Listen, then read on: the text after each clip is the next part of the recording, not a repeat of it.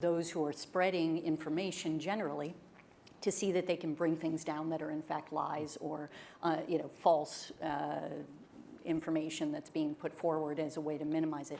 But having a source, a national source, an international source, other trusted sources, and really guiding everybody towards that information is one of the most effective ways to deal with a situation like that. Great. I have Martin, Tim, Adrian. If it comes back to misinformation on a level of governments, of countries, then we need, as Sophia mentioned, trustable international organizations, UN, WHO, and they have to come together, to get together, to spread this trust and to work against this. We cannot hold governments from doing misinformation on their own. So I fully trust on these organizations. Tom, just to build on that, I think you're right. It's important that the UN and WHO remain very clear. But when they challenge governments directly, they often get into this issue of sovereignty. And so I think it's really important not to have that as the only response. I think it's really critical to think about soft power influence, which is other influentials who can call up the head of state. Or powerful constituencies within those countries.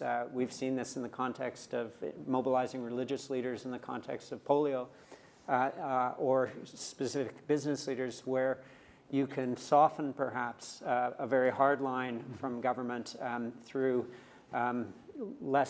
more stealth entry points rather than trying to punish them through the international health regulations or something like that. Great. And Adrian, I think last comment. I think it's important to think about what atypical players in the private sector can we bring to bear in this. So bringing multinational pharmaceutical companies to talk about who are self-interested about why their products are safe could be seen as non-credible. But if I think about, the champion for TB in South Africa was Nando's Chicken.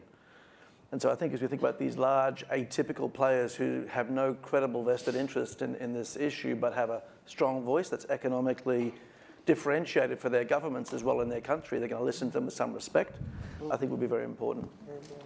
Okay, we're going to have to leave that conversation there. Thank you all for another very highly valuable discussion. We'll take what you've advised, bring it to the attention of leaders, and we deeply appreciate all you have done here in these meetings. This is concluded. Great. So that concludes the exercise portion of the event. How did this pandemic turn out?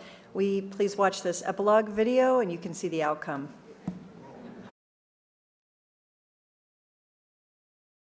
The outcome of the CAPS pandemic in Event 201 was catastrophic. 65 million people died in the first 18 months. The outbreak was small at first and initially seemed controllable, but then it started spreading in densely crowded and impoverished neighborhoods of megacities. From that point on, the spread of the disease was explosive. Within 6 months, cases were occurring in nearly every country.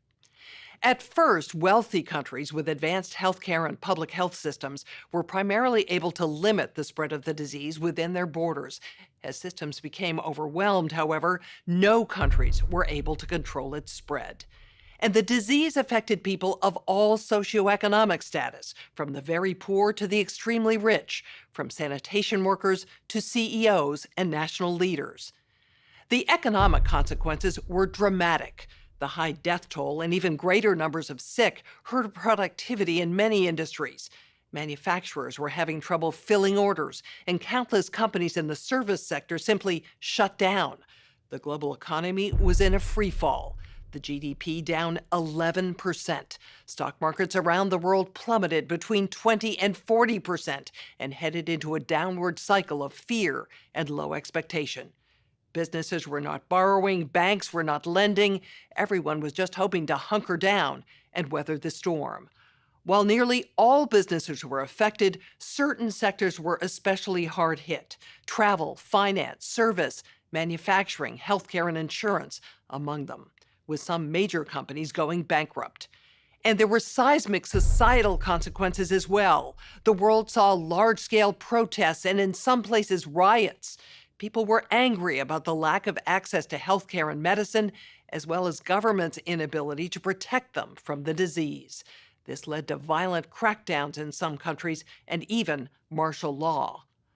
Political upheaval became the rule across the globe. The public lost trust in their respective administrations. Several governments fell, while others were desperately striving to hold on to power. This spurred further crackdowns.